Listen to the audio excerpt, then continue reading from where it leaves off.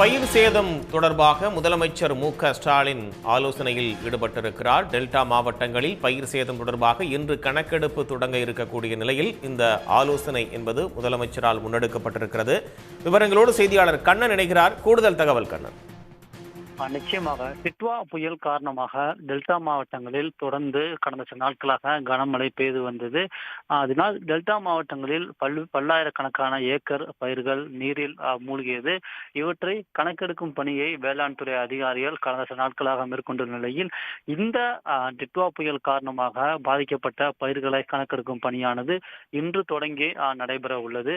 இந்நிலையில் டெல்டா மாவட்டங்களில் மழை பாதிப்பு மற்றும் பயிர் சேதம் தொடர்பாக முதலமைச்சர் மு.க.ஸ்டாலின் தலைமையில் இன்றைய தினம் சென்னை தலைமைச் செயலகத்தில் ஆலோசனை கூட்டமானது நடைபெற உள்ளது.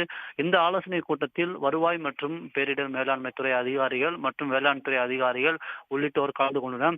இந்த ஆலோசனை கூட்டத்தில் டெல்டா மாவட்டங்களில் கனமழையானது எவ்வளவு பாதிப்பை ஏற்படுத்தி உள்ளது, பயிர் சேதம் எந்த அளவுக்கு உள்ளது, பயிர் சேதத்திலிருந்து மீட்க என்ன நடவடிக்கை எடுக்க வேண்டும், விவசாயிகளுக்கு அளிக்கப்பட வேண்டிய நிவாரணம் மற்றும் உடனடியாக மேற்கொள்ள வேண்டிய நடவடிக்கைகள் தொடர்பாக முதலமைச்சர் மு.க.ஸ்டாலின் தலைமையில் நடைபெறும் இந்த ஆலோசனை கூட்டத்தில் விரிவாக விவாதிக்கப்பட உள்ளது.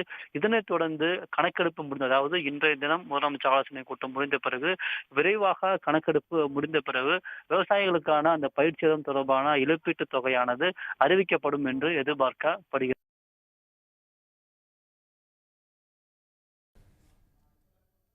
கூடுதல் தகவல்களுக்கு நன்றி கண்ணன்.